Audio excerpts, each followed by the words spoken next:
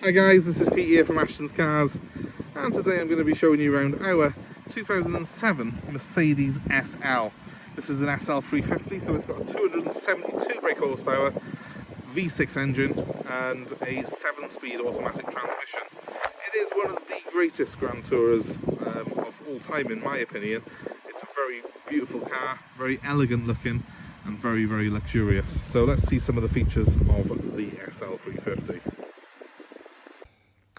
The Mercedes SL is a car that can trace its roots back to 1954 when the first generation was launched. But this particular model, the R230, that came out in 2001 and then was revised in 2006.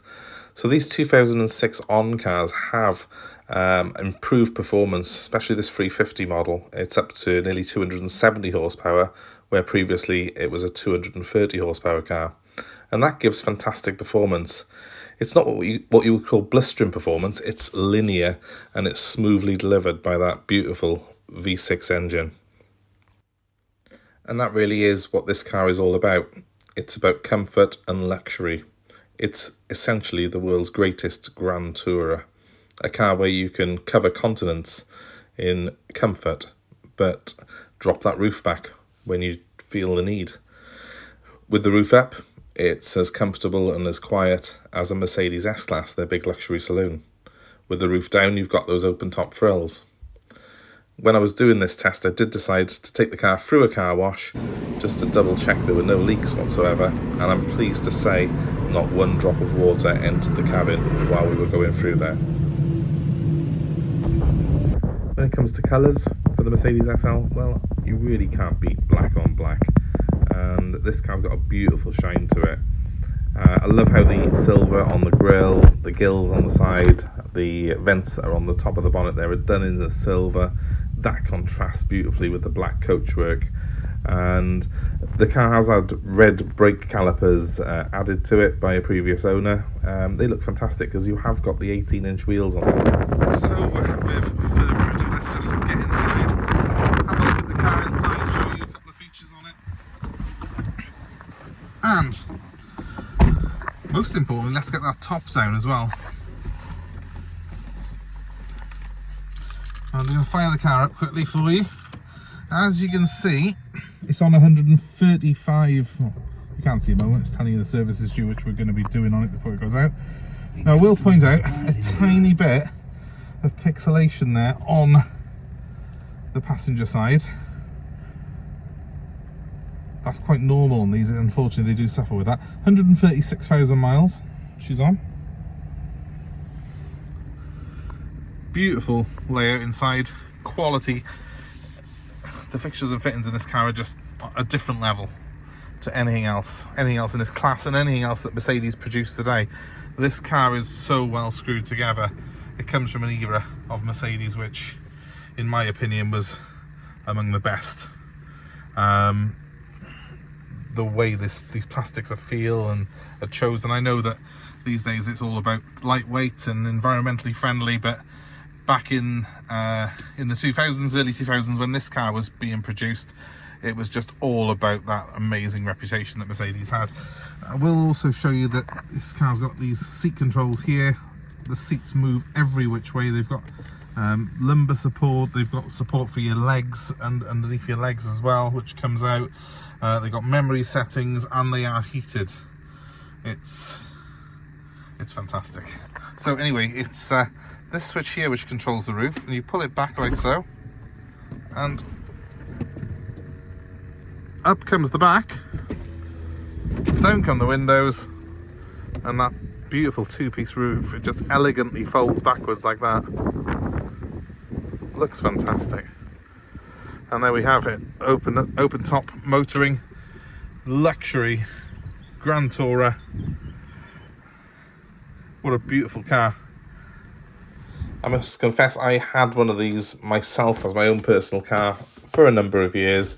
I absolutely loved it. It's one of the best cars I've ever had, and this is a really nice example. I'm glad to see it's got the wind deflector as well, which is optional on these cars, but it does really save a lot of wind buffeting you at higher speeds in the car, and it means you can really enjoy that that sort of continental crushing ability this car has with the roof down. It really gives you the best of both worlds.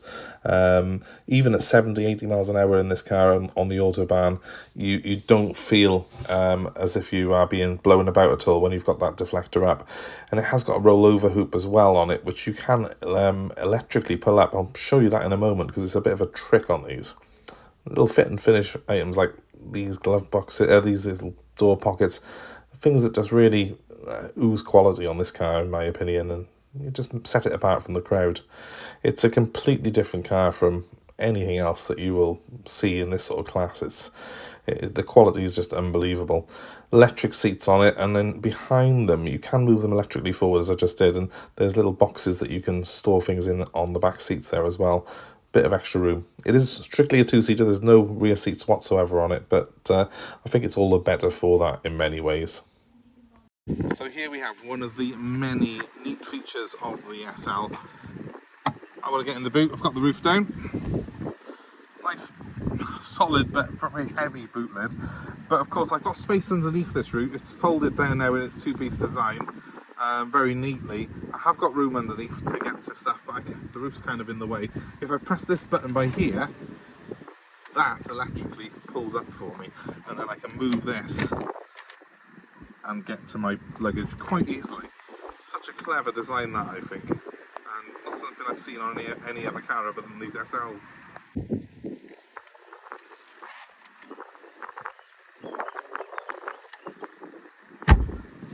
Quality.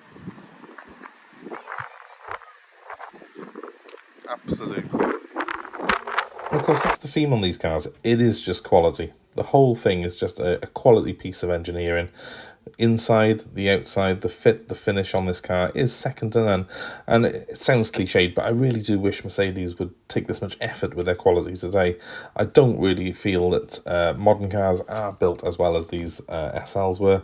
They were, in my opinion, one of the greatest cars of all time. This is peak Mercedes Benz right here, and you know, it's to be cherished, really, a car like this. And yet it's a modern classic now, but it's modern enough that it's got all the things that you could possibly want on it for your everyday driving. It's got cruise control. It even is relatively sensible on fuel consumption. Does about 30 miles per gallon, which is quite respectable for a car of this size, and you know, a car that was weighing in at nearly 2 tons.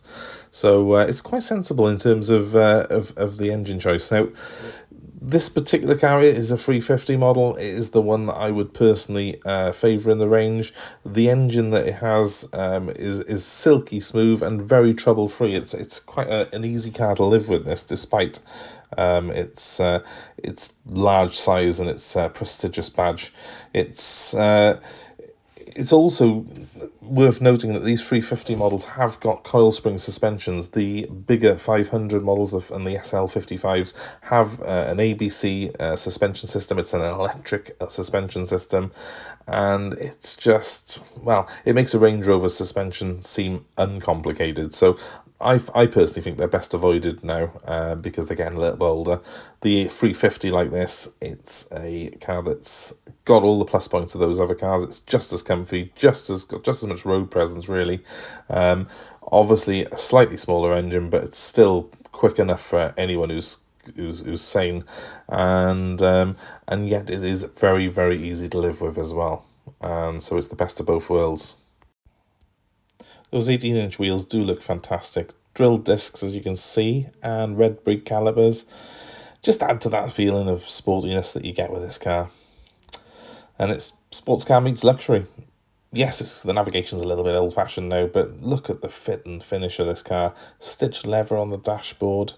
The quality of the materials that Mercedes used in this car are second to none. If anything, it does feel more luxurious than an S-Class saloon. And that's quite a statement to make. The leather is top quality as well. The seats are huge and supportive, and they move electrically in every which way. And yeah, there's just no nicer place to be any day, whether you've got the top up or the top down. These SLs are just, in my opinion, one of the nice places to be sat. Another neat feature on this car, almost James Bond style, I can flip my roof switch up like that. and there's a switch here which controls the rear rollover hoop. If I press that, rollover hoop goes up like so, which can act as a bit of a wind deflector. I've got one on this car already which works even with that down, but I'll just show you how it looks from the outside now.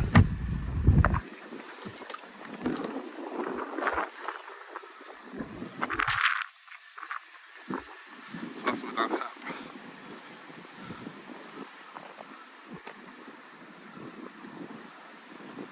Gives you a little bit more protection from the elements as well. Obviously the real purpose of that is in an accident, whether you've got it, whichever position you got it in, that would flip up and keep you safe if the car overturned. But I do see a lot of people driving around with that up.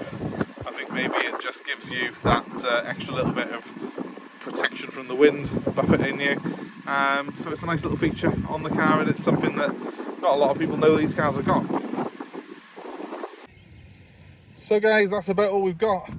I'm going to go and enjoy the SL now, and I've got the top down, the sun's coming out, and I'm by the seaside, so what more could a man ask for? All I'm asking you actually is, can you please subscribe, give us a like, hit the notifications if you haven't done so already. You can be kept abreast with cars that we've got coming into stock, more car buying advice, and more exciting vehicles like this that we will have on test and reviewing for you.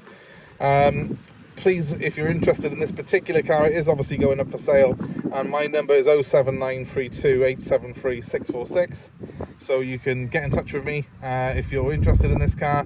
I'm happy to take part exchange, I'm happy to arrange delivery of this car anywhere in the UK, and well, I'll give you the number one more time, 07932 873 646. But in the meantime, I'm going to enjoy this car. I'm going to go for a little run myself in it, in the sunshine with the top down, and I will see you very, very soon. Thanks ever so much for watching the channel. Hope you've enjoyed, and it's goodbye for now.